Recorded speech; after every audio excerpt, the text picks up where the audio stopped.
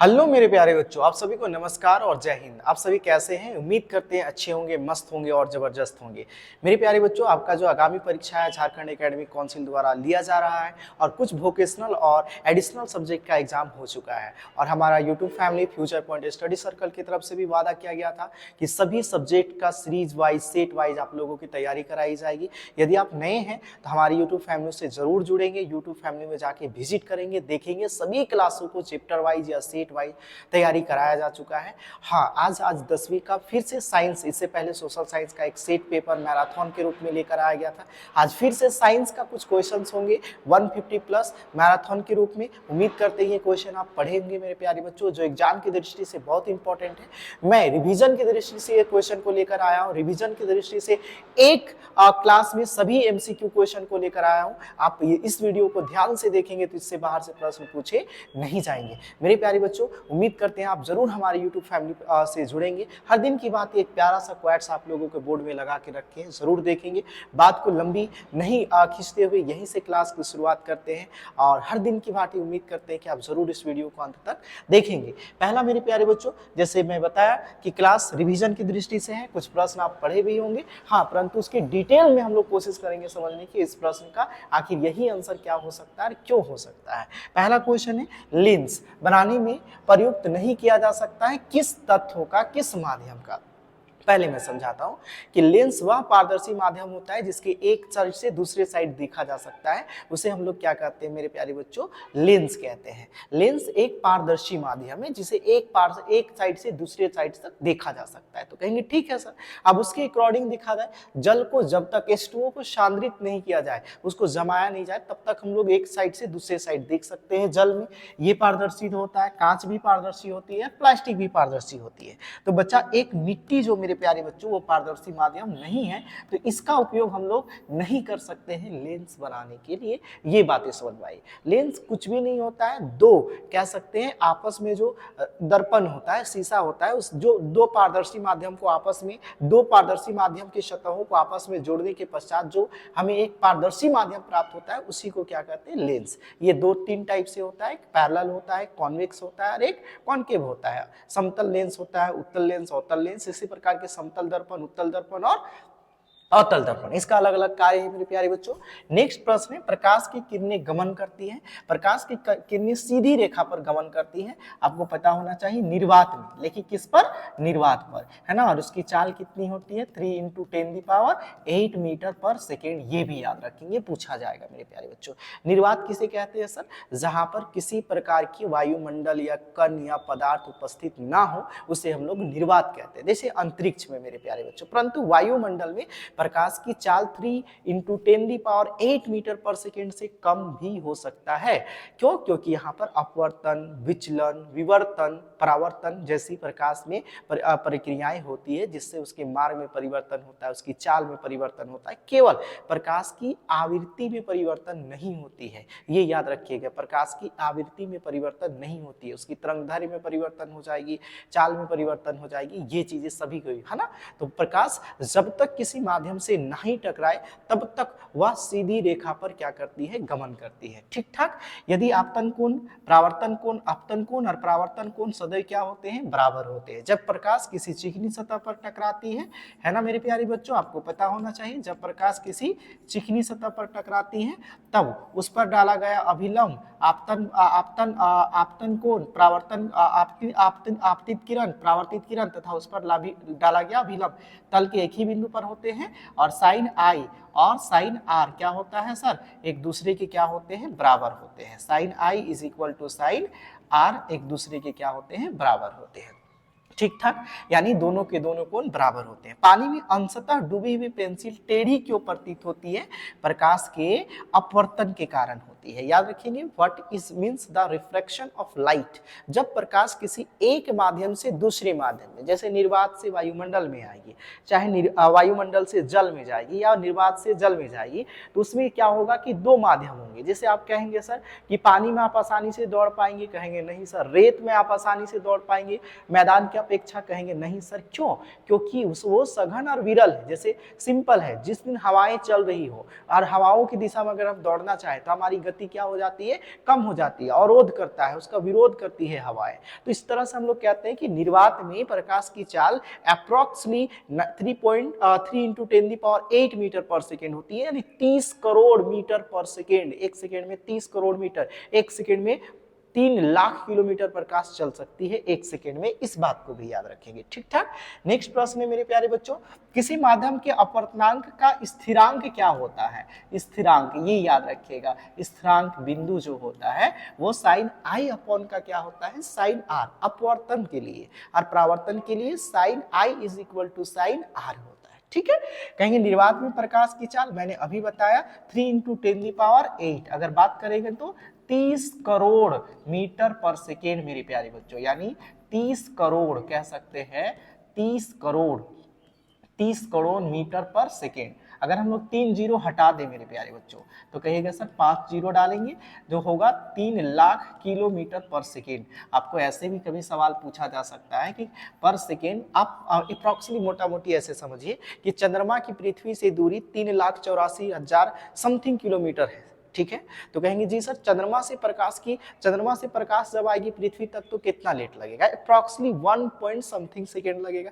कहेंगे सर चंद्रमा के पास तो अपने प्रकाश ही नहीं है, सही बात को बोले, सूर्य के प्रकाश से सभी ग्रह चमकते हैं, हाँ जी, लेकिन देखेंगे कि पूर्णिमा की रात पृथ्वी तक चंद्रमा की प्रकाश आती है? नहीं, पृथ्वी सूर्य की प्रकाश परावर्तित होकर कहाँ तक पहुंचती है प्रकाश? तो कहेंगे पृथ्वी तक, तो आती तो है ना, तो चंद्रमा तक अप्रॉक्सीमेटली आप मान लीजिए 3.84 किलोमीटर, लाख किलोमीटर क्या है सर, चंद्रमा की दूरी पृथ्वी से है। तो वहां से प्रकाश को पहुंचने में पृथ्वी तक केवल 1 सेकेंड लगेंगे, ठीक ठाक। आप कहेंगे जी सर थोड़ा बहुत समझ में आ रहा है, तो मैं कोशिश कर रहा हूं मेरे प्यारे बच्चों बाय डिटेल समझाने का।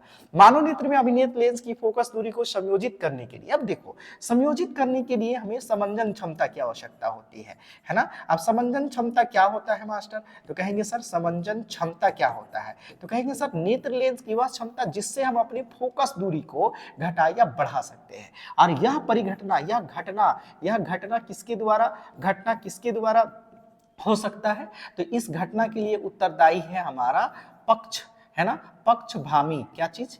पक्षभामी पेशियां, ये याद रखिएगा, पक्षभामी पेशियां, जिसके कारण मैं रैंडमली ऐसे समझाऊं कि जैसे समझ लो कि आप सामने की वस्तु को तुरंत देख लिए, कहेंगे ठीक है, फिर चंद्रमा को, आसमान को देखे और नीली आसमान दिखाई दे रही है, चमकते तारे दिखाई दे रहे हैं, सूरज दिखाई दे रहा है, तब कह सकते हैं सर आप उतने लाखों किलोमीटर दूर वस्तु को पल भर में देख लिया, फिर सामने की वस्तु को भी पल भर में। ऐसा कभी आप महसूस करने की प्रयास किए कि सामने है तो जल्दी देख लिए, दूर है तो उसे लेट से देख पाएंगे? नहीं, देखेंगे कि उतना ही समय में लगभग हम देख पाते हैं मेरे प्यारे बच्चों। तो इसमें वस्तु की दूरी बढ़ने पर फोकस दूरी बढ़ी, वस्तु की दूरी घटने पर फोकस दूरी घटी, अर्थात इस फोकस दूरी को घटाने और बढ़ाने के लिए प्राकृतिक रूप से हमारे नेत्र में एक, कह सकते हैं गॉड ने एक चैलेंज थिंग दिया है, उसी का नाम क्या है? समंजन क्षमता। और यह किसके द्वारा होती है? पक्षमाभी पेशियां द्वारा, ये भी याद रखेंगे, ठीक है।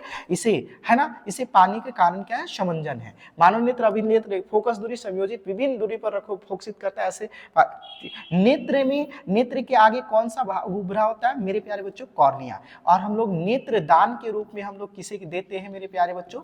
नेत्र दान के रूप में भी हम लोग किसे देते हैं? कॉर्निया को देते हैं। नेत्र की गोलक लंबा हो जाने से कौन सी दृष्टि दोष होती है? यह देखिए, नेत्र लेंस, हमारे लेंस, हमारे नेत्र में उत्तल लेंस लगे हुए हैं, अगर उसकी लंबाई गोलक, अगर नेत्र लेंस की, जैसे आप बात करेंगे ये नेत्र लेंस है मेरे प्यारे बच्चों, ठीक है, अगर ये नेत्र लेंस है, जैसे ये हमारा क्या है, अप्रॉक्सीमेटली मोटा मोटी मान लिया जाए ये रेटिना है, और ये हमारा नेत्र लेंस की गोलक की लंबाई क्या होती है?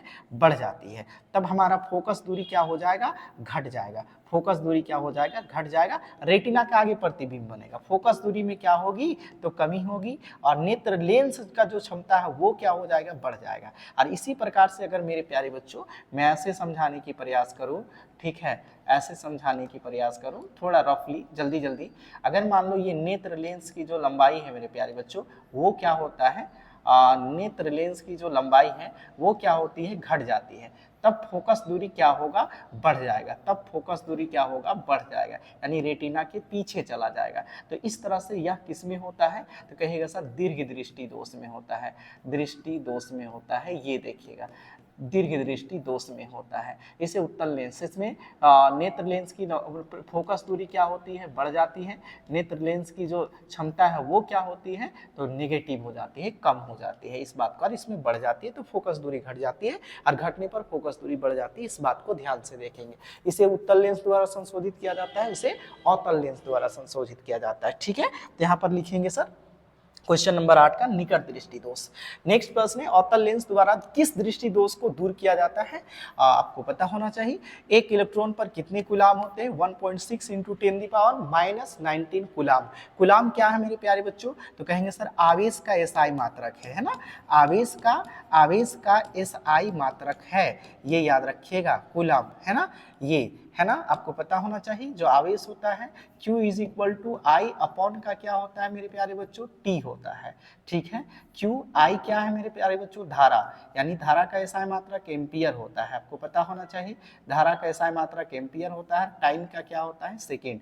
ये भी आप लिख सकते हैं मेरे प्यारे बच्चों। ठीक है, देखेंगे 2, 3 एंड 6 ओम के प्रतिरोधों को पार्श्व क्रम में जोड़ने पर समतुल्य प्रतिरोध कितना होगा? 1 होगा। क्यों होगा सर? क्योंकि पार्श्व क्रम का जो अनुसूत्र होता है वो होता है 1/Rp। ये भी पूछ सकता है, याद रखिएगा, 1/R1, 1/R2, 1/R3 dot dot dot dot 1/R1 Rn, ये भी पूछ सकता है आपसे, ये देखिएगा। और इसमें अगर आप रखेंगे मेरे प्यारे बच्चों तो क्या आएगा? कहेंगे सर 1/2 है, 1/3 है, 1/6 है, ये 1/Rp के वैल्यू है। तो 1/Rp बराबर क्या हो जाएगा? तो कहिएगा एलसीएम मेरे प्यारे बच्चों कितना होगा?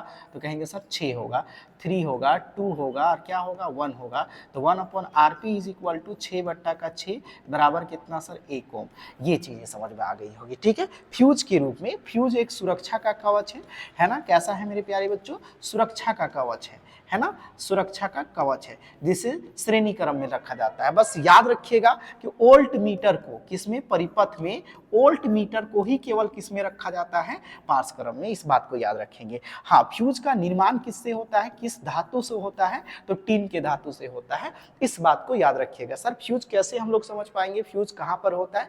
देखिएगा, किसी भी विद्युत युक्ति के पीछे आप देखेंगे एम्पियर के रूप में इतना छोटा छोटा सा फ्यूज लगा होता है। वो अधिक एम्पियर होने, धारा प्रवाहित होने के कारण वह कट जाता है, जिससे आगे जो लगा विद्युत युक्ति है वह खराब होने से क्या होते हैं? बच जाते हैं। ये परिपथ में श्रेणी क्रम में जोड़ा जाता है। ठीक है, अभिक्रिया इसमें क्या हो रही है? देखेंगे कि कार्बन के साथ ऑक्सीजन का क्या हो रहा है? योग हो रहा है। तो ऑक्सीजन का योग होना ही क्या कहलाता है मेरे प्यारे बच्चों? उपचयन अभिक्रिया। कैसा अभिक्रिया? ऑक्सीडेशन अभिक्रिया ना, उपचयन अभिक्रिया। तो कहेंगे ठीक है सर, उपचयन अभिक्रिया हो रहा है। किसके साथ उपचयन हो रहा है? तो कहेंगे जी सर, किसके साथ?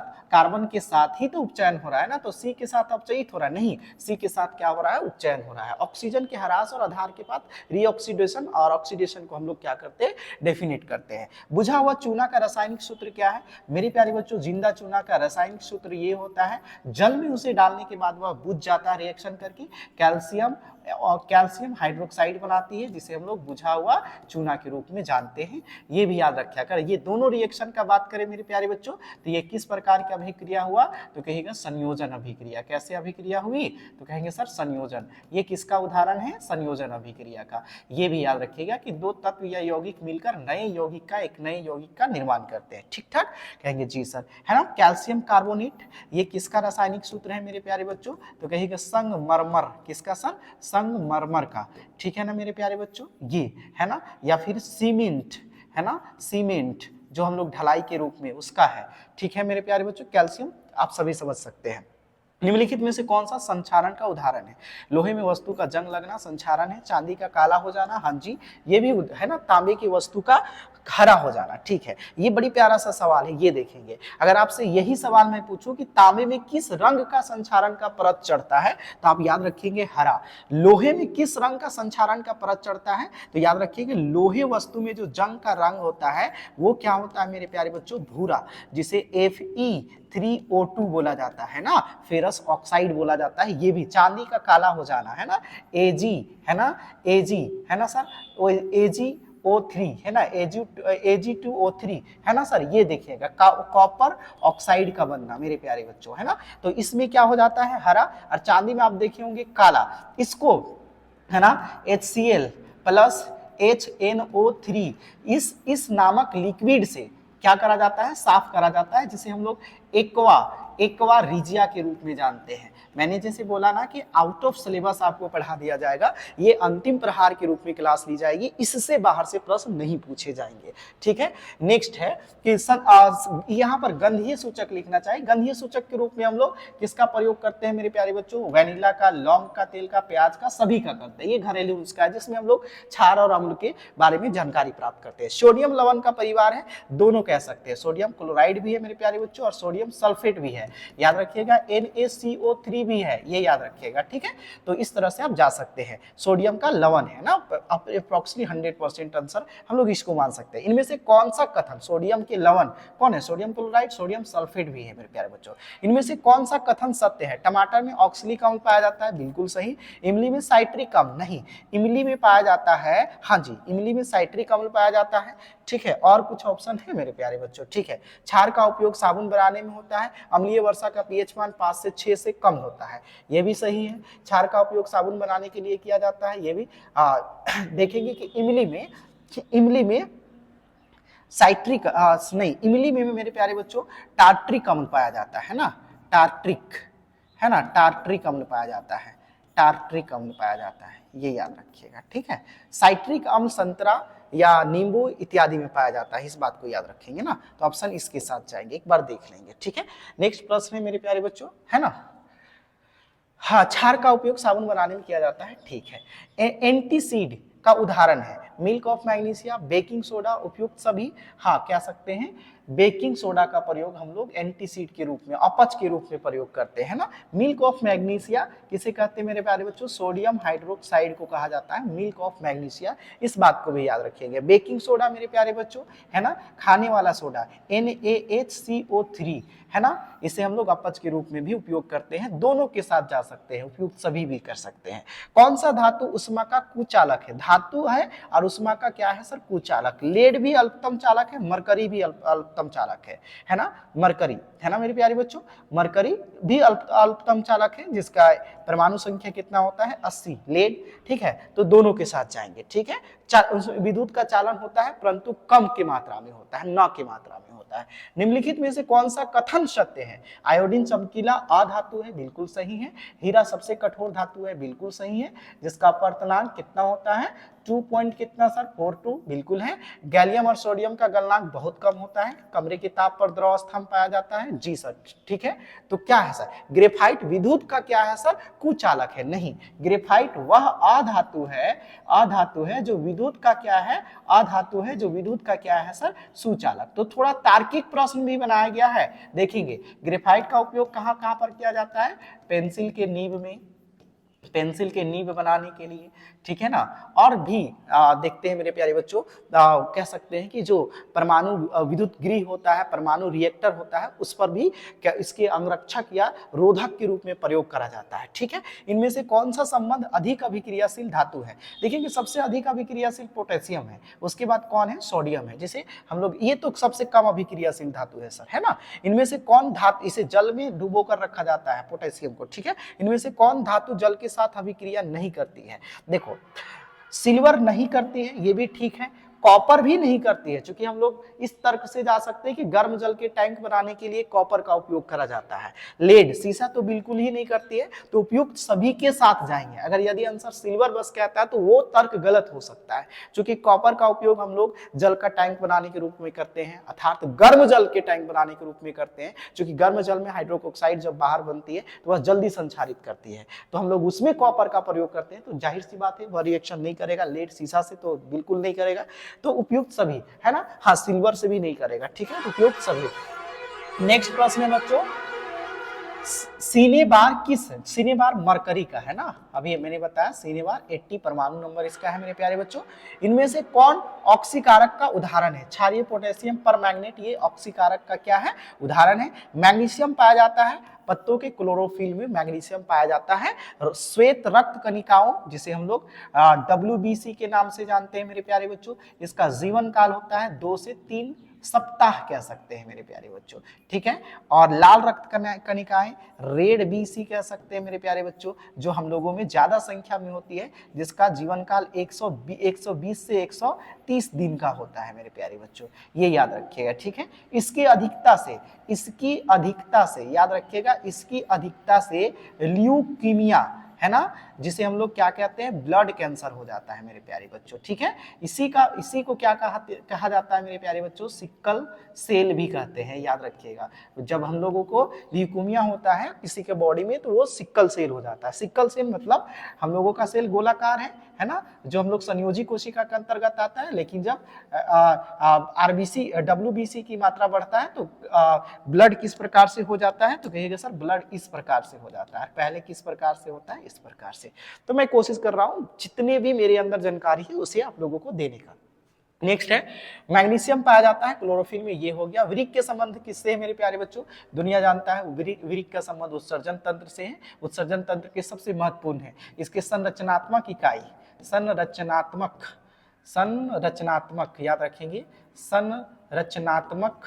संरचनात्मक इकाई क्या है सर, तो इसकी संरचनात्मक इकाई को हम लोग क्या कहते हैं, नेफ्रॉन कहते हैं, ये भी याद रखिएगा। पौधों में भोजन का स्थानांतरण के लिए उत्तरदायी है दोनों सर, है ना, एक याद रखिएगा जाइलम प्लस क्या चीज सर, फ्लोएम, है ना, दोनों याद रखिएगा, ठीक है। ये दोनों के दोनों, है ना सर, कैसे उत्तक है सर, जटिल उत्तक के क्या है, प्रकार है, जटिल उत्तक के प्रकार, है ना। ये कैसे उत्तक है, तो याद रखिएगा संवहन उत्तक है ना, ये भी याद रखिएगा संवहन उत्तक है ना। ये पादप उत्तक के क्या है, प्रकार है, ये भी याद रखिएगा पादप उत्तक है ना। तो कम से कम यहाँ तक जानकारी प्राप्त हो गई होगी। नेक्स्ट है ना, थायरोक्सिन के स्रावन के लिए कौन सा तत्व इंपॉर्टेंट है, आयोडीन, है ना, ये थायरोक्सिन, है ना। इसके कमी के कारण कौन सा रोग होता है, तो कहिएगा गाइटर। गाइटर को ही हम लोग क्या कहते हैं, घेंगा, है ना। यह किस अंग को प्रभावित करते हैं, तो कहेंगे सर गला, ये याद रखिएगा। तो गाइटर का ग्रंथि कहाँ पर है, गला पर ही उपस्थित है। अब बातें समझ में आ रही है ना, कहेंगे जी सर, है ना। कौन सा पादप हार्मोन पत्तियों को मुरझाने के लिए काम करता है, एब्सिसिक एसिड। ऑक्सीन जो होता है वो अग्रभाग में पाया जाता है मेरे प्यारे बच्चों, पादप का ही हार्मोन से। हार्मोन वह रासायनिक हमारे जीवों के अंदर वह रासायनिक उत्प्रेरक है जो किसी भी क्रिया को करने के लिए उत्प्रेरणा प्रदान करती है। साइटोकाइनिन, ये हमारे मेरे प्यारे बच्चों, ये दृढ़ता प्रदान करती है, दृढ़ता प्रदान करना, कहां पर, पौधों में, ये याद रखिएगा, ठीक है ना। जिब्रेलिन, ये भी तनों में पाया जाने वाला, पौधों में एक प्रकार की क्या है, हार्मोन है, ठीक है। वृक्क का संबंध किस तंत्र से, अभी मैंने बताया था उत्सर्जन, है ना। जैसे देखेंगे सर आमाशय, क्षुद्रांत, बृहद्रांत, है नासाय, ये सब किससे संबंधित है, पाचन से, श्वसन से, फुफ्फुस, नाक गुहा, नासा, डायफ्राम इत्यादि, है ना, ये याद रखिएगा। परिवहन सबसे बड़ा कौन है, हृदय है मेरे प्यारे बच्चों, धमनी, सीरा इत्यादि, प्लेटलेट्स, बिंबाणु। जनन मूल घटना क्या है, डीएनए का बनना जनन का क्या है, मूल घटना है। जैव विकास का प्राकृतिक विवरण का सिद्धांत किसने दिया था, हमारे डार्विन चचा ने दिया था, है ना, और मेंडल ने आनुवांशिकता का सिद्धांत दिया था, आनुवांशिकता के जनक, है ना, आनुवांशिकता, है ना, आनुवांशिकता का जनक किसे कहा जाता है, तो हमारा डार्विन मेंडल को चचा को। अरस्तु को भी बायोलॉजी का जनक माना जाता है मेरे प्यारे बच्चों, है ना, बायोलॉजी का जनक माना जाता है किसे, अरिस्टोटल को, ठीक है ना, है ना। और लैमार्क, इसने जीव विज्ञान को या विज्ञान को कितने स्थानों पर बांटा था मेरे प्यारे बच्चों, तो कहेंगे सर 5 स्थानों पर बांटा था, ठीक ठाक। आनुवांशिकता का आधार क्या है मेरे प्यारे बच्चों, डीएनए। प्राथमिक उपभोक्ता किसे कहा जाता है, द्वितीय पोषी स्तर शाकाहारी को बोला जाता है ना, जो शाकाहारी होता है उसे प्राथमिक उपभोक्ता कहते हैं। पारितंत्र के अजैविक घटक कौन है, तापमान, वर्षा, मिट्टी इत्यादि, सभी के सभी अजैविक है सर, ठीक है, ये याद रखेंगे, ठीक है। ओजोन परत किसके प्रभावित है ना सर, और आपको सर्वाधिक प्रभावित करने वाला पदार्थ है सर सीएफसी से, हाँ सर्वाधिक सीएफसी से होता है ना, याद रखिएगा क्लोरो, ठीक है ना मेरे प्यारे बच्चों, क्या चीज, क्लोरो, है ना, फ्लोरो क्या चीज सर, कार्बन, है ना, क्लोरो कार्बन। अच्छा मुझे ये कमेंट बॉक्स पर बता पाएंगे सर कि ओजोन दिवस कब मनाया जाता है, ओजोन डे या ओजोन दिवस कब मनाया जाता है, तो जी सर इसे कमेंट बॉक्स पर बताएंगे, बताइएगा सर किस में मनाया जाता है। 16 सितंबर मनाया जाता है, 16 16 दिसंबर को मनाया जाता है, 16 मार्च को मनाया जाता है ना, या 16 अप्रैल को मनाया जाता है? ये जरूर आप कमेंट बॉक्स पर बताएंगे। ए, बी, सी और डी। देखते हैं कितने बच्चे आंसर कर पाते हैं। इनमें से कौन सा पर्यावरण का मित्र का व्यवहार नहीं है? मोटरसाइकिल से जाना ये है, जरूरत नहीं रहने पर बिजली का स्विच बंद कर देना ये भी सही है, कपड़े के थैले का उपयोग करना ये भी सही है। तो कौन नहीं है सर? इनमें से कौन पर्यावरण मित्र व्यवहार नहीं है? स्कूल मोटरसाइकिल से जाना नहीं सर। हम सोचे साइकिल से जाना है, मोटरसाइकिल में जाएंगे तो ईंधन का खपत होगा और ईंधन से फिर क्या होगा?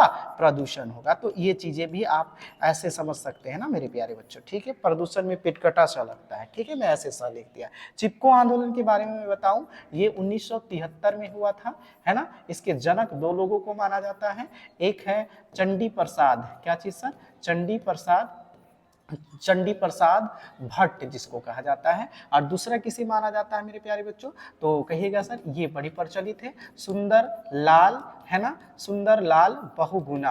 और अगर मुझे सही में याद आ रहा है तो एक लीलावती देवी या लीला देवी कुछ करके ऐसे नाम था, है ना। इसे आप सही कर लेंगे मेरे प्यारे बच्चों, ठीक है। यह कहाँ पर हुआ था मेरे प्यारे बच्चों चिपको आंदोलन? तो कहिएगा सर उत्तराखंड में हुआ था, ये याद रखिएगा, उत्तराखंड में, उत्तराखंड के चमोली जिले में हुआ था, है ना। और किस ग्रुप ने करा था मेरे प्यारे बच्चों? तो कहिएगा सर विश्नोई लोग ने करा था, ये याद रखिएगा, ठीक है ना। अच्छा, किसके खिलाफ करा था? तो कहेंगे सर जो बगान मालिक थे, जो पेड़ों की कटाई करने आ रहे थे उस वृक्ष के। ये भी पूछ सकता है किस वृक्ष के संरक्षण के लिए करा गया था? तो खिजरी वृक्ष था जो उन लोगों का पवित्र था। तो ये चीजें भी समझ में आ जानी चाहिए, ठीक है। नेक्स्ट सेट है मेरे प्यारे बच्चों, सेट नंबर 2। किसी बीम का अवतल दर्पण द्वारा प्रतिबिंब आभासी सीधा बीम से बड़ा पाया गया, वह कहां पर होगा? मुख्य फोकस और वक्रता केंद्र। कहेंगे जी सर वक्रता केंद्र, वक्रता केंद्र से परे दर्पण के ध्रुव तथा मुख्य फोकस के बीच, दर्पण के ध्रुव। आप देखेंगे कि यहाँ है ना सी एफ और क्या चीज सर? पी। जब हम लोग वस्तु को यहाँ पर रखते हैं तब यह रिफ्लेक्ट होकर ऐसे आता है और ये ऐसे जाता है। प्रतिबिंब कहाँ पर बनता है मेरे प्यारे बच्चों? तो कहिएगा सर दर्पण के पीछे बनता है, ये याद रखिएगा। वक्रता त्रिज्या आर और फोकस दूरी के बीच क्या संबंध है? आर जो है फोकस दूरी की कितनी होती है? दोगुनी होती है। जब प्रकाश की किरण जल से हवा में तिरछी प्रवेश करती है तो प्रकाश की किरण मुड़ जाती है। जल से, है ना सर, देखेंगे कि जो सघन माध्यम है, ध्यान से देखेंगे बच्चों, ये इंपॉर्टेंट है। जब सघन माध्यम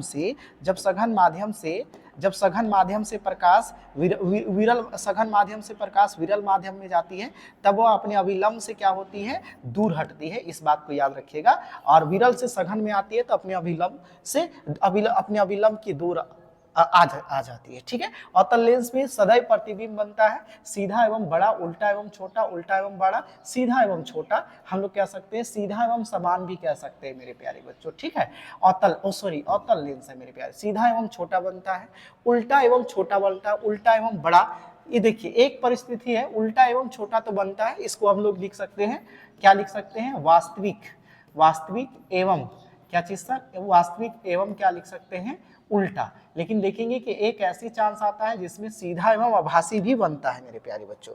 तो सदैव की बात कर रहा है कि अवतल लेंस पर सदैव प्रतिबिंब, सदैव का मतलब अप्रॉक्सीमेटली 90% प्रतिबिंब कैसे बनते हैं? तो देखिएगा सर उल्टा एवं क्या बनता है सर? छोटा बनता है, ठीक है। उल्टा एवं बड़ा बनता है ना, वास्तविक एवं बड़ा बनता है। तो हम लोग डी के साथ जाएंगे सर, वास्तविक एवं क्या बनता है? बड़ा बनता है अधिकतर चांस में, ठीक है। अब जिस चांस में केवल एक स्थिति में बिंदु के आकार पर बनता है फोकस दूरी में, ठीक है। लेंस की क्षमता के SI मात्रक क्या है? कहेंगे सर मीटर स्क्वायर या डायप्टर। डायप्टर के साथ जाएंगे। समतल दर्पण द्वारा प्रतिबिंब बनता है, देखेंगे समतल दर्पण द्वारा काल्पनिक वास्तविक दोनों प्रकार की प्रतिबिंब बनता है मेरे प्यारे बच्चों, ठीक है। मानव नेत्र में किस भाग पर किसी वस्तु का प्रतिबिंब बनते हैं? तो आपको पता होना चाहिए, उसको हम लोग क्या कहते हैं? रेटिना या दृष्टिपटल। कॉर्निया के बारे में मैंने बताया, पारितारिका पुतली किसे कहा जाता है? जो प्रकाश को नियंत्रित करता है, आइरिस को, ठीक है ना। नेक्स्ट है मेरे प्यारे बच्चों, ठीक है। मानव नेत्र में जिस भाग में किसी वस्तु का प्रतिबिंब बनते हैं वह स्पष्ट रूप से कितने दूरी पर बन सकता है? तो उसी को पूछा है दूसरी भाषा में 25 सेंटीमीटर। द्विफोकल लेंस द्वारा आपको पता होना चाहिए जरा दूरदृष्टि दोष को, है ना।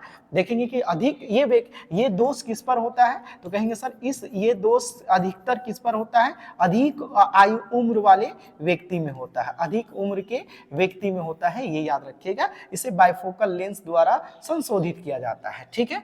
तारों के टिमटिमाना क्या क्या कारण है? वायुमंडलीय अपवर्तन। क्या क्या कारण है मेरे प्यारे बच्चों? वायुमंडलीय अपवर्तन। जब तारों से चलने वाली प्रकाश की किरणें, चूंकि तारे पृथ्वी से बहुत दूर है, तो वह जब वायुमंडल में प्रवेश करते हैं तो वायुमंडल के मोटी परत से जब होकर गुजरते हैं तो उसकी चाल या वेग में परिवर्तन हो जाता है, जिसके कारण वह विचलित हो जाते हैं अपने मार्ग से, हमें टिमटिमाते हुए नजर आते हैं। और प्रकाश के मार्ग से विचलित होने की प्रक्रिया को ही क्या कहा जाता है? अपवर्तन कहा जाता है। ठीक है। निम्नलिखित में से कौन सा पद विद्युत परिपथ में विद्युत शक्ति को निरूपित नहीं करता है?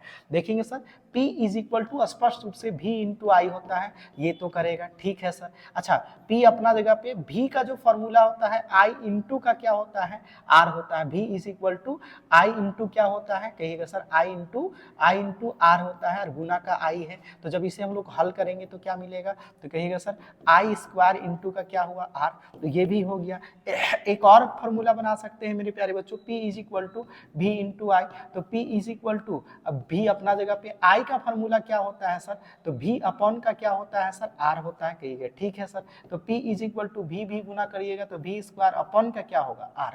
तो कहेंगे सर ये भी सही है, ये भी सही है, केवल कौन सही नहीं है? तो कहिएगा सर सॉरी मिस्टेक हुआ सर, ये भी सही है, केवल कौन सही नहीं है? ये भी। ये तार्किक प्रश्न है, ऐसे सवाल पूछे जा सकते हैं। प्रतिरोध का एसआई मात्रक क्या है? कहेगा प्रतिरोध ओम होता है मेरे प्यारे बच्चों, ठीक है।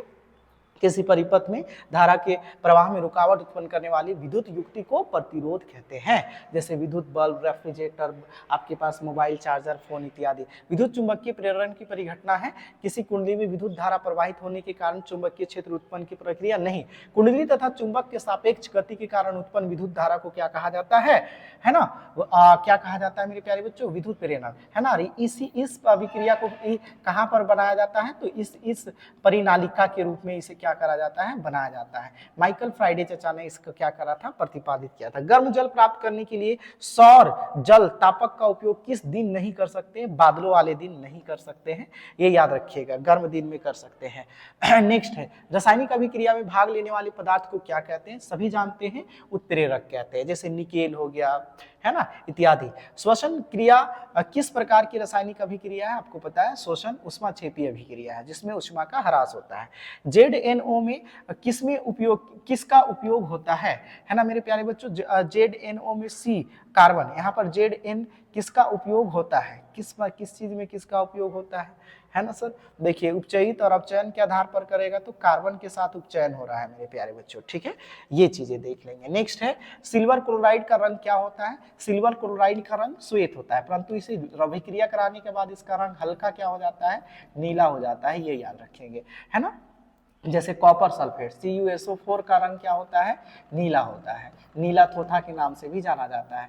जैसे Fe2SO4 का अगर बात करेंगे, Fe2, है ना, Fe2SO4 का जब बात करेंगे, ये हरा होता है, ये ना, जिसे हरा कशिश भी कहा जाता है। तो इन सभी को पूछ देगा, याद रखिएगा, ठीक है। जैसे सोडियम नाइट्रोजन ऑक्साइड, है ना, नाइट्रोजन Na2, है ना, नाइट्रोजन ऑक्साइड का बात करेगा, Na2O, है ना, नाइट्रोजन ऑक्साइड का बात करेगा, तो इसका रंग लाल या क्या हो सकता है?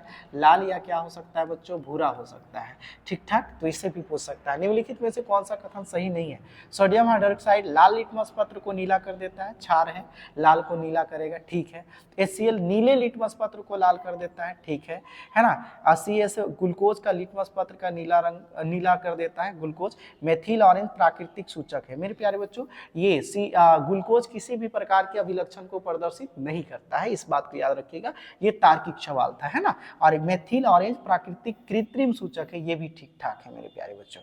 निम्नलिखित में से किस पदार्थ का pH मान 7 से अधिक होगा? जठर रस, है ना, रक्त, है ना, रक्त का मान। शुद्ध जल का मान कितना होता है? तो 7, अप्रॉक्सिमेटली 7 से अधिक होता है। नींबू का रस का 2 पॉइंट क्या होता है? 42 होता है। जठर रस का भी कम ही होता है। रक्त का भी हम लोग कह सकते हैं सर 7 से समथिंग कुछ हो सकता है ना। तो शुद्ध जल का तो 7 होता है, तो रक्त के साथ जा सकते हैं हम लोग, ठीक है। अधातु ऑक्साइड की प्रकृति क्या होती है ना? अधातु ऑक्साइड की प्रकृति क्या होती है? क्षारीय, किसी किसी परिस्थिति में अम्लीय भी कह सकते हैं। नेक्स्ट प्रश्न है बच्चों, लैक्टिक अम्ल की प्रकृति कहाँ पर होती है? दूध से संबंधित, दही में होती है। निम्नलिखित में से कौन सा तत्व द्रव अवस्था में पाई जाती है? मरकरी कमरे के ताप पर द्रव अवस्था में पाया जाने वाला पारा है, और ब्रोमीन अधातु है जो कमरे के ताप पर अधातु के रूप में पाया जाता है। कहेंगे ठीक है, और ये धातु के रूप में पाया जाता है। तो तार्किक सवाल है इनमें से दोनों। इनमें से कौन सबसे कम क्रियाशील धातु है? देखेंगे सोना, है ना, सोना मेरे प्यारे बच्चों 79 इसका, है ना, और ये 47 अनुसूत्र, ये भी याद रखिए। एक्वारिजिया में सांद्र में पाया जाता है, हाँ जी है एक्वारिजिया, जिसे हम लोग अम्लराज भी कहते हैं। क्या कहते हैं? अम्लराज भी कहते हैं, ये याद रखिएगा, ठीक है। इसका 3 रेशियो होता है और इसका 1 रेशियो होता है, ठीक है, और दोनों का दोनों सांद्र ही होता है, ये याद रखिएगा।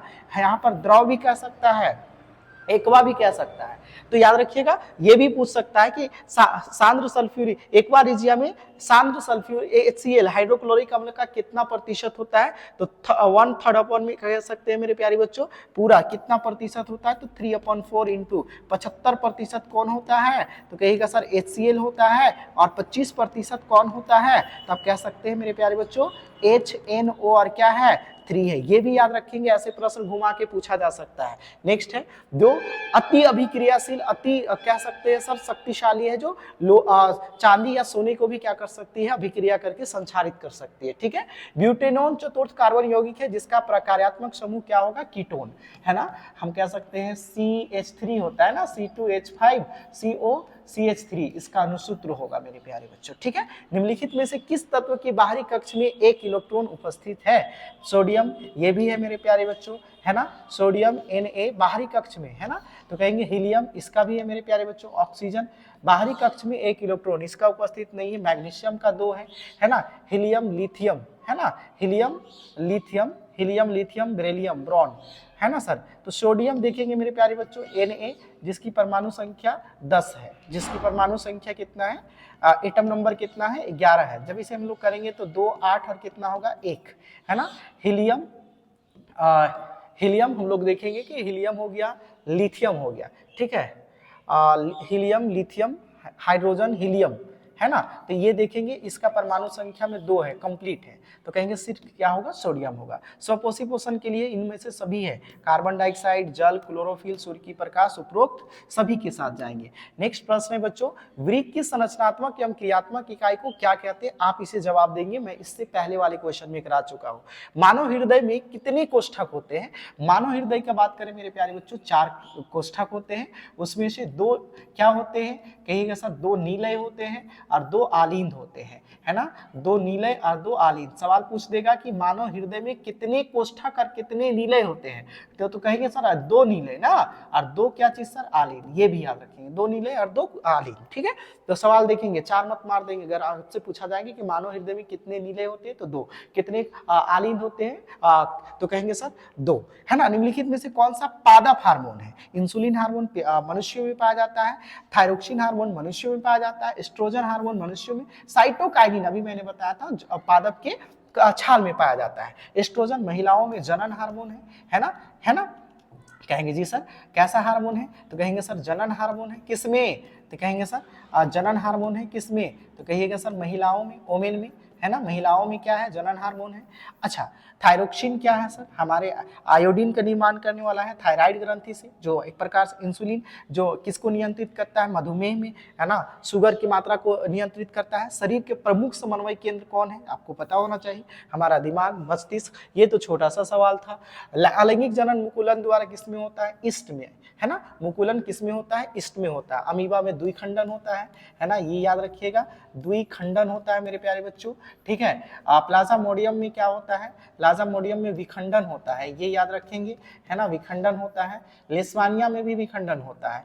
परिपक्व हो जाने पर फल, ये आप कमेंट कर बताएंगे सर। समझात अंग किसे कहते हैं? देखेंगे उत्पत्ति के आधार पर, जन्म के आधार पर कह सकते हैं, है ना। जन्म के आधार पर समान हो, जन्म के आधार पर, जन्म के आधार पर क्या हो सर? समान हो, परंतु कार्य क्या हो सर? असमान हो। कार्य क्या हो? असमान हो, ये याद रखेंगे बस। जनन के आधार पर ऐसे अंग जो जनन के आधार पर असमान हो और कार्य के आधार पर समान हो। जैसे हमारा हाथ और कुत्ते के अग्रपाद, जी हाथ से खाते हैं, कुत्ता दौड़ता है, जनन के आधार पर आगे वाला सेम है। गाय के अग्रपाद हो गया, है ना, चिड़िया की पंख हो गए, ये सभी के सभी हो जाएंगे मेरे प्यारे बच्चों ना। ठीक है, नेक्स्ट प्रश्न है समजात अंग। अच्छा, समजात के साथ समरूप भी होता है। समरूप ऐसे अंग जिसका जन्म के स्थान क्या होता है, अलग अलग होता है, परंतु कार्य क्या होता है, समान। और एक उपार्जित अंग भी होते हैं, जैसे कर्णपल्ली, ओपेंडिक्स इत्यादि, औशोषी अंग के नाम से भी जानते हैं। ठीक है, समजात अंग का उदाहरण है सभी। निम्नलिखित में से अनुवांशिकी के पिता किसे कहा जाता है? ग्रेगर जॉन मेंडल को क्या कहा जाता है? अनुवांशिकी का पिता कहा जाता है, मैंने पहले ही भी बताया था। निम्नलिखित में से आहार श्रृंखला का निर्माण करता है? घास, गेहूं तथा आम, घास, बकरी तथा मानव, है ना। घास को बकरी खाया, बकरी को कौन खाया? मानव, ये भी ठीक है। बकरी, गाय तथा हाथी, नहीं, बकरी गाय नहीं हो सकता है। घास, मछली, नहीं। ऑप्शन नंबर बी के साथ जाएंगे। ठीक है, नेक्स्ट है मेरे प्यारे बच्चों, निम्नलिखित में से कौन सा उत्पादक है? सर्प, मेढक, ग्रास हॉपर या घास? घास एक प्रकार का उत्पादक है मेरे प्यारे बच्चों। ठीक है, चिपको आंदोलन का मुख्य उद्देश्य क्या था? तो कहेंगे सर चिपको आंदोलन के बारे में बताएं। वन नाशन का रोकना, यानी वन विनाश को रोकना, ये याद रखिएगा। वन विनाश को और वन विनाश को रोकथाम करना। खादिन कहाँ पाए जाते हैं? राजस्थान में। परंपरागत जल को जमा करने की क्या है सर? परंपरागत विधि है। Next set number 3। यहाँ तक अगर आ गए तो और धैर्य बना के वीडियो को देखेंगे, बहुत मजा आएगा मेरे प्यारे बच्चों। कोशिश कर रहे हैं कि रिवीजन के तौर पर है और जल्दी जल्दी हम लोग क्वेश्चन को करेंगे। एक लड़का समतल दर्पण के सामने 100 सेंटीमीटर पर दूरी पर है, तो दर्पण भी सेम उतना ही दूरी पर उसका प्रतिबिंब भी बनेगा। समतल दर्पण पर चाहे जितने भी दूरी रहे या जितने भी सामने रहे, आपके प्रतिबिंब उतना ही दूरी पर होता है। जैसे समतल दर्पण जो हम लोग घर में प्रायः देखने के लिए हजामत, दाढ़ी, जो भी चीजें घर में करते हैं, पैरेलल मिरर ही होता है मेरे प्यारे बच्चों। एक वस्तु अवतल दर्पण के सामने 10 सेंटीमीटर पर दूरी रखा है, दर्पण की फोकस दूरी कितना है? 20 सेंटीमीटर। प्रतिबिंब कहाँ बनेगा? आप इमेजिन करेंगे मेरे प्यारे बच्चों, ये है। ठीक है, ध्यान से देखना कि अगर ये इमेजिन कर पा रहे हैं कि इसकी फोकस दूरी क्या है सर? फोकस दूरी 20 सेंटीमीटर है, फोकस दूरी 20 सेंटीमीटर है और वस्तु को 10 सेंटीमीटर पर रखा है और ये पॉल है। इसका मतलब फोकस दूरी या ध्रुव के बीच वस्तु को रखेंगे तो प्रतिबिंब दर्पण के पीछे बनेगा। आभासी एवं क्या बनेगा? सीधा। एक ही चीज को याद रखिएगा, आभासी एवं सीधा और बड़ा बनेगा। ये देखेंगे, छोटा दे दिया इसलिए इसके साथ नहीं जाएंगे। जबरदस्त सवाल था। ठीक है, किस दर्पण की दृष्टि क्षेत्र विस्तृत होता है? आपको पता होना चाहिए, उत्तल दर्पण। इसीलिए इसे गाड़ी के अग्रद्वीप या वाहनों के अग्रद्वीप में वाहनों के पश्च दृश्य दर्पण के रूप में भी उपयोग करा जाता है। एक लेंस की क्षमता 2.5 डायोप्टर अगर प्लस है तो अवतल दर्पण होगा, बात खत्म। और माइनस होता तो अवतल दर्पण। किस लेंस का फोकस दूरी आभासी होता है? उत्तल दर्पण का। ठीक है, वायु से गमन करती प्रकाश की किरणें जल में तिरछी प्रवेश करती हैं, प्रकाश की अभिलंब की ओर झुक जाएगी। हाँ, देखेंगे कि अपने अभिलंब की ओर कब झुकेगी? जब सघन विरल माध्यम से सघन की ओर आएगी। तो कहेंगे सर अभिलंब से दूर हटेगी, नहीं। देखेंगे कि जब प्रकाश क्या करेगी सर? एक सघन माध्यम से आएगी। ठीक है, तो इसे सीधे जाना चाहिए, ये अभिलंब होता है, लेकिन ये क्या होगा सर? ये ऐसे सीधे जाना चाहिए, लेकिन ये अपने अभिलंब की ओर क्या हो जाएगी? झुक जाएगी। फिर देखेंगे मेरे प्यारे बच्चों, ये प्रकाश एक्चुअल में ऐसे जाना चाहिए, ऐसे सीधे जाना चाहिए, नहीं, लेकिन अभी क्या होगा? ये तिरछा चला जाएगा। इसका मतलब है कि अपने अभिलंब से क्या होती है? अपने अभिलंब की ओर क्या हो जाएगी? झुक जाएगी सर। ठीक है ना, जब विरल से सघन में आएगी तो अपनी अभिलंब की ओर झुक जाएगी। ठीक है, नेक्स्ट प्रश्न है नेत्र द्वारा रेटिना पर किसी वस्तु का कैसा प्रतिबिंब बनता है? आभासी एवं उल्टा, वास्तविक एवं उल्टा बनता है, ये याद रखें। पक्षमाभी पेशियों को दुर्बल होने से कौन सा दृष्टि दोष उत्पन्न हो सकता है? पक्षमाभी से दोनों के दोनों हो सकते हैं मेरे प्यारे बच्चों, निकट और दीर्घ दोनों हो सकते हैं। नेक्स्ट प्रश्न है, ज्यादा चांसेस है। आंख के उत्तल लेंस वक्रता बदलने में कौन सी मांसपेशियां सहायता करती है? सिलियरी, उसे हम लोग क्या कहते हैं? सिलियरी। नेत्र के किस भाग में प्रतिबिंब का निर्माण होता है? अभी मैंने बताया था, दृष्टि पटल, जिसे हम लोग इंग्लिश में रेटिना भी कहते हैं। तो सब सवाल हम लोग पहले पढ़े हैं, लेकिन जानकारी नहीं है। परितारिका को स्वच्छ मंडल भी कहते हैं मेरे प्यारे बच्चों, है ना। क्या कहते हैं? स्वच्छ मंडल भी कहते हैं ना, स्वच्छ मंडल कहते हैं, ये याद रखिएगा। ठीक है, नेक्स्ट प्रश्न है पुतली, है ना, ये यहाँ पर तो है सर। ठीक है, नेक्स्ट है विद्युत धारा किस यंत्र से मापा जाता है? विद्युत धारा को वोल्ट मीटर से मापते हैं, नहीं सर, ए मीटर से मापते हैं। विभवांतर को, विभव को किससे मापते हैं? वोल्ट मीटर से। बैटरी सेल होता है। गैल्वेनोमीटर क्या है सर? एक प्रकार से उत्प्रेरक धारा को मापने का क्या है? यंत्र है। प्रतिरोधक के SI मात्रक आपको पता है, ओम है। नेक्स्ट प्रश्न है, चुंबकीय क्षेत्र रेखाएं चुंबक के किस ध्रुव को प्रकट करती हैं? एक एस को करती हैं और एक एन को करती हैं, दोनों के दोनों करती हैं, आपको पता होनी चाहिए। निम्नलिखित में से कौन सा कथन सत्य है? कहेंगे सर CuSO4 होना चाहिए। जलीय विलयन का रंग नीला होता है, जी सही है। Na2 होना चाहिए यहाँ पर, ठीक है, मिसप्रिंट है, ये भी आप लोग सुधार लेंगे। Na2 गैस का रंग भूरा होता है या फिर क्या हो सकता है, लाल भी हो सकता है। दोनों कथन सही है, तार्किक रूप से ये वीडियो जरूर देखेंगे, ठीक है। चिप्स के पैकेट में आपको पता है नाइट्रोजन का गैस होता है ना, ये याद रखेंगे सर, ठीक है। नेक्स्ट प्रश्न है, मीथेन का दहन उदाहरण है मेरे प्यारे बच्चों उष्माक्षेपी अभिक्रिया का। दीवारों पर सफेदी करने के लिए आपको पता है कैल्शियम हाइड्रोक्साइड यानी चूना का प्रयोग करते हैं। प्राकृतिक सूचक का उदाहरण लिटमस पत्र है मेरे प्यारे बच्चों, ये भी देख लेंगे, ठीक है। नेक्स्ट है, इनमें से कौन सा प्रबल क्षारक नहीं है? इनमें से प्रबल क्षारक नहीं है, देखिए कैल्शियम हाइड्रोक्साइड प्रबल क्षारक है मेरे प्यारे बच्चों। सोडियम हाइड्रोक्साइड भी है, तो किसके साथ जाएंगे, पोटेशियम हाइड्रोक्साइड प्रबल क्षार नहीं है। सोडियम हाइड्रोक्साइड का उपयोग किसके लिए होता है, साबुन बनाने के लिए भी होता है। PVC है ना सर, इसको हम लोग कह सकते हैं पैलवैलिन, कैसा ना, पैल वैनिला है ना सर, क्लोराइड इसका फुल फॉर्म होता है, पूछ सकता है ना। इसका उपयोग कहाँ पर होता है मेरे प्यारे बच्चों, ये एक प्रकार की क्या है, प्लास्टिक है, ये याद रखिएगा प्लास्टिक। जितने भी हम लोग प्लम्बर के काम कराते हैं, प्लम्बर में जो हम लोग देखते हैं कि पंप उप जो आता है ना, जैसे विद्युत रोधी पंप उप आता है, या प्लम्बर के काम कराने में जल जो आपके घर या कह सकते हैं जब हम लोग घर को बनाते हैं उस समय ढलता है, उस समय उसके ऊपर कह सकते हैं वायर को कनेक्शन करने के लिए हम लोग किसका उपयोग करते हैं, PVC प्लास्टिक का उपयोग करते हैं, जो इतना मोटा मोटा पंप होता है या जहां पर भी हम लोग लगाते हैं, ठीक है ना बच्चों। मेथेनाइक अम्ल किस में उपस्थित होता है, नेटल के डंक और चींटी में, दोनों में होता है। नेक्स्ट प्रश्न है कि स्वतंत्र अवस्था में पाए जाने वाले धातु कौन है, तो कहेंगे सर गोल्ड भी है और सिल्वर भी है, दोनों है। प्लेटिनम भी जोड़ लीजिएगा, याद रखिएगा प्लेटिनम भी स्वतंत्र अवस्था में पाया जाता है। धातु जल के साथ अभिक्रिया करके कौन सी गैस उत्पन्न करती है, देखेंगे सर प्रायः ऑक्सीजन के साथ जाएंगे, धातु जैसे जल के साथ अभिक्रिया करेगा, तो कहेंगे सर मान लेते हैं कि Na है और H2O है, तो क्या बनाएगा सर, NaOH बनाएगा। क्या बनाएगा सर, NaOH बनाएगा, ठीक है, प्लस क्या बनाएगा सर, H2 बनाएगा, ठीक है, ये याद रखेंगे, ठीक है। स्वतंत्र अवस्था में पाए जाने वाले, है ना सर, स्वतंत्र अवस्था में पाए जाने वाले धातु क्या है, तो कहेंगे सर पोटेशियम, सोडियम नहीं है, जिंक फेरस में, कॉपर, सोना चांदी ये भी है, पोटेशियम तो किसके साथ जाएंगे सर, ये Ag यानी सोना चांदी और क्या चीज सर, कॉपर, है ना। जिंक फेरस मैग्नीज नहीं, इसके साथ जाएंगे। कॉपर नहीं कह सकते, प्लेटिनम कह सकते हैं। स्वतंत्र अवस्था में पाए जाने वाले धातु कौन है, बार बार पूछ रहा है। स्वतंत्र मतलब मुक्त अवस्था में भी पूछ सकता है, मुक्त अवस्था, ठीक है। मरकरी, ब्रोमीन, क्लोरीन, कॉपर, तो इसके हिसाब से अभी हम लोग किसके साथ जाएंगे सर, कॉपर के साथ, ठीक है। निम्नलिखित में से कौन सा कथन सत्य है, हीरा, ग्रेफाइट, फ्लोरीन, कार्बन क्या प्रूफ है, जी सर ठीक ठाक। ग्रेफाइट विद्युत का सुचालक है, जी सर सही है। हीरा सबसे कठोरतम धातु है, ये भी सही है। कार्बन में समावता का गुण नहीं होता है सर, ठीक है, तो ये गलत है सर, ठीक ठाक, तो ध्यान से देखेंगे। नेक्स्ट है आवर्त सारणी में बाई से दाई ओर जाने पर निम्न में से, इसे आप कमेंट बॉक्स पर बताएंगे, मैं इसे बहुत डिटेल से पढ़ाया हूँ। जरूर आप यदि कक्षा में रहे होंगे, ऑफलाइन क्लास में रहे होंगे, तो मेरे प्यारे बच्चों इसका आंसर आप जरूर करेंगे, ठीक है।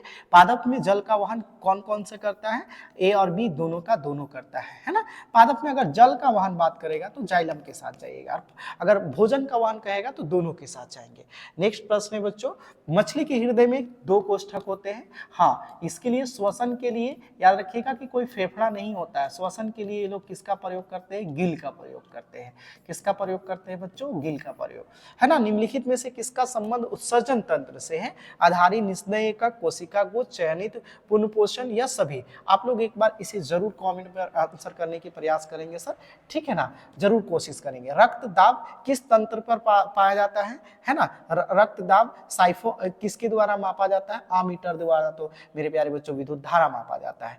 स्फाइग्मोमैनोमीटर द्वारा रक्त दाब को मापा जाता है। इस बात को याद रखेंगे, ये एसएससी टाइप का भी सवाल है ना। कौन सा हार्मोन अधिवृक्क ग्रंथि से स्रावित होती है? याद रखिएगा, एड्रिनल हार्मोन अधिवृक्क ग्रंथि से क्या होती है? स्रावित होती है ना। वृद्धि हार्मोन कहाँ से स्रावित होती है? पिट्यूट ग्रंथि, जिसे हम लोग है ना क्या कहते हैं? पीयूष ग्रंथि से, जिसे हम लोग मास्टर ग्रंथि के नाम से भी जानते हैं, है ना। ये याद रखिएगा, मास्टर ग्रंथि के भी नाम से जानते हैं। विषाणु जनित रोग HIV है, वायरस ह्यूमन यूमोनो वायरस, जिसे एड्स भी कहते हैं, है ना। प्लेसेंटा का संरचना कैसी होती है सर? गोल होती है, तस्तरी नुमा होता है, आयताकार होता है। मैं प्लेसेंटा को बता सकता हूँ कि मेरे प्यारे बच्चों, जब हम लोग माँ के गर्भ में पल रहे होते हैं, उस समय माँ के गर्भ में पल रहे होते हैं, उस समय इस प्रकार हम लोगों का क्या होता है? ये इस तरह से माँ की ओवरी में, है ना, गर्भाशय में ये चिपक जाता है और इसी के माध्यम से क्या आता है? कहेंगे सर, इसी के माध्यम से पोषण और पालन होता है। तो ये इस प्रकार से एक पप नुमा होता है। आप इसे आप कमेंट बॉक्स पर बताइए कि ये गोल होता है, आयताकार तो नहीं होगा, तस्तरी नुमा होता है, क्या होता है ये बताइए। तो गोल तो नहीं होता है, इसी के साथ जाएंगे। निम्नलिखित में से, है ना, माँ के गर्भाशय तथा भ्रूण के नाभ से जुड़े नलिका को ही प्लेसेंटा कहते हैं। निम्नलिखित में से कौन सा जीवाश्म का उदाहरण है? हाँ, इनमें से सभी के साथ जा सकते हैं मेरे प्यारे बच्चों, ठीक है। नेक्स्ट प्रश्न आते हैं, ग्लोबल वार्मिंग, वैश्विक उपारण के लिए कौन सा गैस उत्तरदायी है? आपको पता होना चाहिए, ज्यादा कार्बन डाइऑक्साइड के कारण ही ग्लोबल वार्मिंग में टेम्परेचर क्या होती जा रही है? बढ़ती जा रही है। इसके दुष्परिणाम क्या होंगे? कि ओजोन की परत की क्षति होगा, या फिर क्या हो सकता है मेरे प्यारे बच्चों? आप कह सकते हैं सर, ग्लेशियर पिघल जाएगा और हो सकता है जल स्तर समुद्र के बढ़ जाए। और जो ऐसे शहर जो कह सकते हैं तटीय क्षेत्रों में, जैसे मुंबई हो गया, कोलकाता हो गया, वाशिंगटन डीसी हो गया, या बहुत सारे ऐसे जो हो सकता है डूब जाए। निम्नलिखित में से कौन सा कृत्रिम पारितंत्र का उदाहरण है? दोनों है मेरे प्यारे बच्चों, खेत और बागवानी, ठीक है। बायोगैस का मुख्य घटक आपको मीथेन के साथ जाना पड़ेगा ना। तो यहां तक मेरे प्यारे बच्चों 3 सेट का एक सीरीज था। यहां तक यदि आप वीडियो देख के आते हैं तो उसके लिए बहुत बहुत धन्यवाद। और कोशिश करेंगे मेरे प्यारे बच्चों, जब सभी सब्जेक्टों का एक मैराथन इसी प्रकार से लेके आएंगे। अगला जो वीडियो होगा कमेंट बॉक्स पर बताएंगे कि कौन सा वीडियो लेकर आया जाए, क्या लेके आया जाए। और हम उम्मीद करते हैं कि अभी आपका एग्जाम एकदम कह सकते हैं सामने है। इस वीडियो को जरूर एक बार रिवाइज करेंगे, कोशिश करेंगे जो एक्स्ट्रा नॉलेज दिया गया है उसे भी दिमाग में रखेंगे। क्योंकि 1-2 MCQ question out of syllabus आपको लगेगा, परंतु इसी टाइप से सवाल बनाया जाएगा। और अंत में यही कहेंगे कि जो चैनल है उसे जरूर सब्सक्राइब करें, शेयर करें और अपने दोस्तों को भी भेजें, भाई बहनों को भी भेजें जो बोर्ड का तैयारी कर रहे हैं, ठीक। तब तक, जब तक एक नई वीडियो नहीं लेकर आते हैं, तब तक आप लोगों को बहुत बहुत धन्यवाद। Thank you.